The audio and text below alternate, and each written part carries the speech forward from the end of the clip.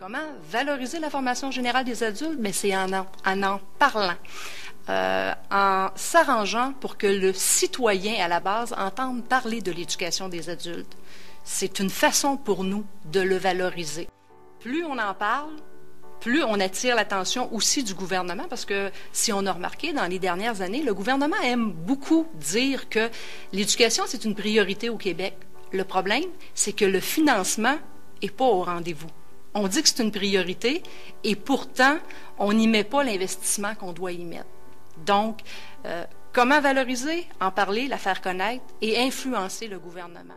C'est un message qu'on veut envoyer au gouvernement de dire, si vous croyez à l'éducation, si vous croyez à la formation, si vous croyez au fait qu'une société formée et mieux éduquée, c'est l'avenir d'une société, mais maintenant, donnez-nous les moyens de réussir ces formations-là. Dans les centres au Québec présentement, dès 16 ans, tu peux arriver du secteur des jeunes et passer à l'éducation des adultes. La grande majorité de ces jeunes-là qui nous arrivent sont des jeunes qui ont vécu de mauvaises expériences au secteur des jeunes parce qu'il y avait des difficultés. C'était-tu des difficultés de santé mentale? C'était-tu des difficultés d'apprentissage? C'était-tu des échecs qu'il y avait eu dans leur vie personnelle? Ça peut être différent d'un à l'autre, mais il y avait des besoins. Et souvent, dans l'école où ils étaient, au secteur des jeunes, il y avait des services rattachés à ces problématiques-là. Quand on arrive au secteur des adultes, ces services-là ne sont plus là ou ils sont là de façon très, très limitée.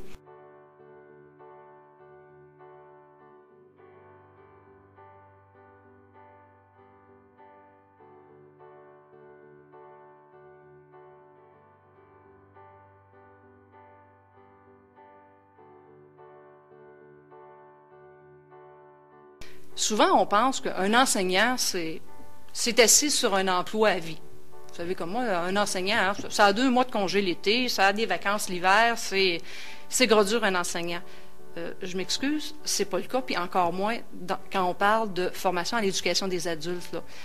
70% de nos enseignants à l'éducation d'adultes sont des gens précaires. On nous dit qu'avec une réforme, avec de nouveaux programmes, il faut former des équipes qui travaillent ensemble dans nos centres. Mais 70% de nos enseignants qui sont à statut précaire n'ont pas le droit à des journées de planification, n'ont pas le droit à du perfectionnement, ne sont pas calculés dans du perfectionnement. Je pense qu'il faut trouver une façon pour, si on ne peut pas éliminer, mais diminuer grandement cette précarité qui existe pour nos enseignants à l'éducation des adultes. Les enseignants sont contents de voir que publiquement, on semble vouloir les entendre, que leur discours passe. Maintenant, il nous faudra, nous comme représentants, pousser auprès des gouvernements et dire, il y a un message qui vous est envoyé, vous avez la chance de saisir la balle au bon, saisissez cette balle-là et venez nous aider à préparer les citoyens de demain au Québec.